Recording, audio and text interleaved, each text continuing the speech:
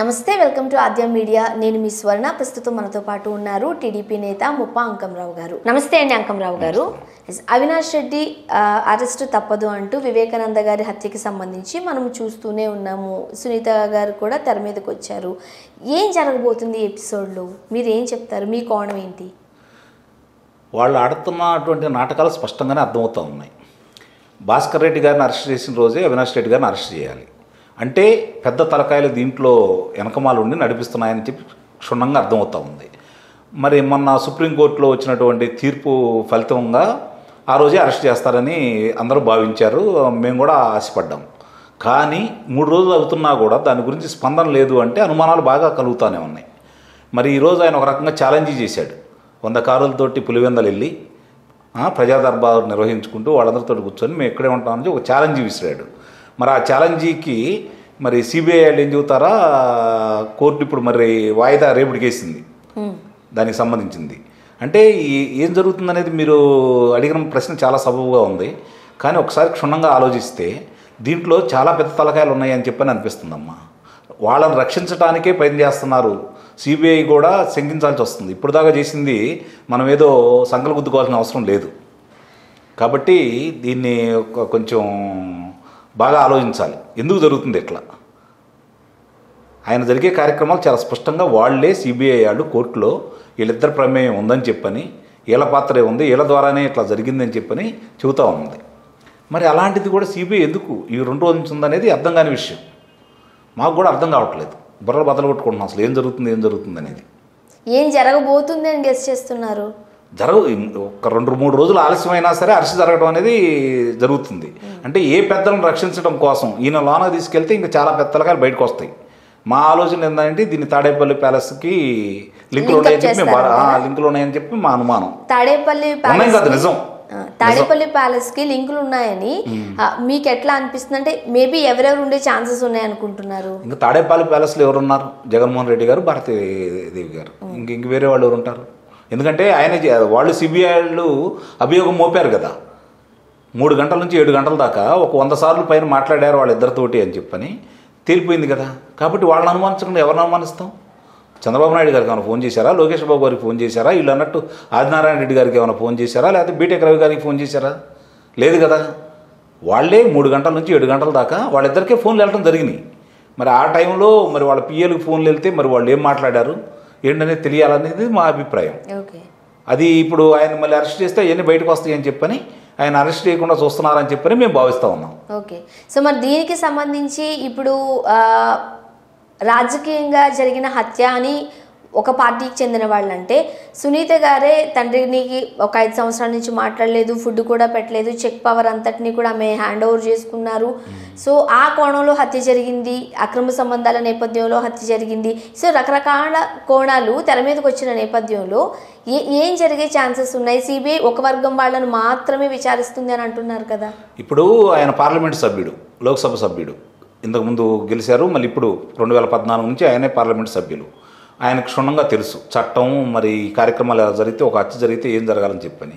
మరి ఆయన హత్య జరిగిన ప్రదేశానికి ముందు వారు వెళ్ళారు, అలాగే వాళ్ళ నాన్నగారు వెళ్ళారు, వీళ్ళందరూ వెళ్ళారు. చంద్రబాబు నాయుడు గారు చేసినా, లేకపోతే లోకేష్ చేసినా, ఆదినారాయణ రెడ్డి గారు చేసినా, లేకపోతే బీటెక్ రవి గారు చేసినా, మీరు అన్నట్టు సునీత గారు ప్రమేయం దీంట్లో ఉన్నా, అలాగే 2వ భార్య సంబంధం ఉన్నా, వీళ్ళు రక్తపు మార్కులు ఎందుకు దుడిచారు, కుట్లు ఎందుకు వేయించారు, వాళ్ళు వచ్చే తలకే దాన సంస్కారాలు పూర్తి చేయాలని చెప్పి, అంటే కూతురు అల్లుడు రాకుండా దాన సంస్కారాలు పూర్తి చేయాలని వాళ్ళు ఎందుకు తలపు చేశారు? దాన్ని బట్టి అర్థమవుతుంది వాళ్ళ మీద అనుమానం. మొట్టమొదటి రోజే వచ్చింది. కాకపోతే ఏంటంటే వాళ్ళు చేయాల్సిన కార్యక్రమాలను చేసేసి కేంద్ర పెద్దల్ని వాళ్ళు బతినాడుకున్నారో, లేకపోతే వాళ్ళు ఏ విధంగా అయినా కేంద్ర పెద్దల సహాయ సహకారాలతోటి వాళ్ళు దాన్ని ఆ రోజు ప్రచారాన్ని బయటికి రానియకుండా చేయడం జరిగింది. అలాగే తెలుగుదేశం పార్టీ వేసిన సిట్టును కూడా పక్కన పడేశారు. మరి వీళ్ళు 10 నెలలు సిట్టు జరిగింది ఇలా సిట్ ఆధ్వర్యంలో. మరి దాని గురించి ఏమొచ్చిందనేది ఇంతవరకు బయటికి రాలేదు. సిబిఐకి వెళ్ళింది ఆ అమ్మాయి కూతురు. ఆ రోజు సిబిఐకి వెళ్ళింది జగన్మోహన్ రెడ్డి గారు. అధికారంలో వచ్చిన తర్వాత 10 నెలల తర్వాత మాకు వద్దన్నాడు ఆయన. వాళ్ళు వేసిన సిట్ ఏం లేదు. ఈ అనుమానాలు ఉన్నాయని చెప్పని ఈరోజు చెబుతున్న అవినాష్ రెడ్డి గారు ఈ 3 సంవత్సరాల నుంచి ఏం చేశాడు? సిబిఐకి ఇచ్చిన తర్వాత వాళ్ళకి ఎందుకు ఈ ఆధారాలు ఇవ్వలేదు? ఇక్కడ బట్టే అనుమానాలు వస్తున్నాయి కదా. బలపడి వాస్తవాలని చెప్పి ప్రజలకు అర్థమైపోయినాయి. ఇప్పుడు వాస్తవాలు అభియోగాలు కాదు, ఇప్పుడు వాస్తవాలు అని చెప్పి ప్రజలకు అర్థమైపోయింది. సిబిఐ విచారణ మీద కొంతమంది అసంతృప్తి వ్యక్తం చేస్తున్నారు. ఒక వర్గం వాళ్ళనే విచారిస్తున్నారు, ఇంకొక వర్గం వాళ్ళని విచారించడం లేదు, వాళ్ళ ఉద్దేశం కూడా కనుక్కోవట్లేదు. మీరేం చెప్తారు? వాళ్ళకి ఆధారాలు కనపడ్డాయి కాబట్టి ఆధారాల ద్వారా వాళ్ళు విచారణ చేస్తున్నారు. ఆధారాలు కనపడ్డాయి, ఆధారాలు స్పష్టంగా ఉన్నాయి. ఆ స్పష్టతను బట్టి వాళ్ళు విచారించిన వాళ్ళందరూ చెప్పిన దాన్ని బట్టి వాళ్ళు ముందుకెళ్తూ ఉన్నారు. కాబట్టి ఒక వర్గం అంటే ఎక్కడ, ఏ వర్గం చెప్పండి? ఒక వర్గం అంటున్నారు వాళ్ళు. ఏ వర్గం? రాజకీయ కోణంగా అయితే నిజంగా అయితే ఇప్పటికి అరెస్ట్ చేయాలి కదా. ఇప్పుడు అవినాష్ రెడ్డి వాళ్ళు అదే చెప్తున్నారు కదా, మేము అసలు ఏం జరిగింది ఏంటి అనేది మా వర్షన్ మేము వినిపిస్తున్నాం, కానీ ఎప్పుడో జరిగిన దానికి సంబంధించే సిబిఐ వాళ్ళు తీసుకుంటున్నారు.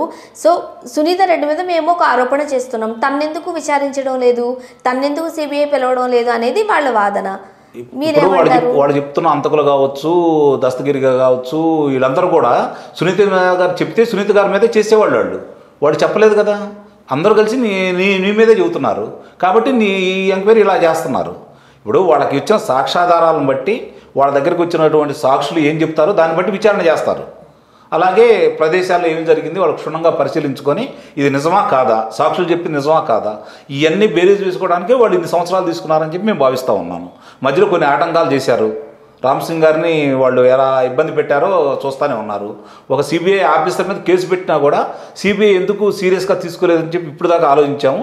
అంటే ఇలాంటి అవరోధాలు వాళ్ళు కల్పిస్తున్నారు కాబట్టి సిబిఐ ఆచితూచి అడుగులేస్తూ అన్ని సాక్ష్యాధారాలను బలంగా క్రోడీకరించి ఒక నమ్మకానికి వచ్చిన తర్వాతే వాళ్ళు ఈ కార్యక్రమాలు చేపట్టారని చెప్పని మేము భావిస్తా ఉన్నాం. ఈ నెలాఖరులోగా ఈ కేసుకు సంబంధించి ఎవరినైతే విచారించాలో అందరినీ విచారణ పూర్తి చేసి ఒక కొలికి తీసుకురమ్మని అత్యున్నత న్యాయస్థానం చెప్పడం జరిగింది.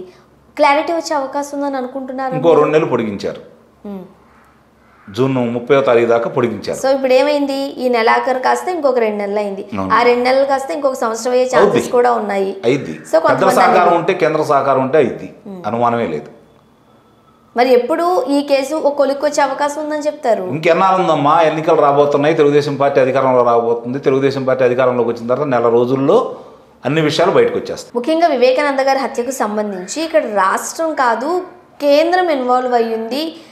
సో దానివల్లే ఇది ఇలా పొడిగింపబడుతుంది అనే కూడా ఒక ఆరోపణ ఉంది. మీరేం చెప్తారు? వాస్తవం అది, అందుట్లో సందేహమే లేదు. కేంద్రమే కనుక దీంట్లో చెయ్యి పెట్టకపోతే సిబిఐ వాళ్ళకి ఫ్రీ హ్యాండ్ ఇచ్చినట్టయితే ఇది 6 నెలల్లో తేలిపోయే సమయం, 6 నెలలు కూడా అసలు నెల రోజుల్లో తేలిపోయేది. ఎందుకంటే స్పష్టంగా కనపడుతుందమ్మా, రక్తపు మడుగులో ఉన్నాడు, గాయాలు కనపడతా ఉన్నాయి, అన్నీ క్లియర్గా కనపడతా ఉంది.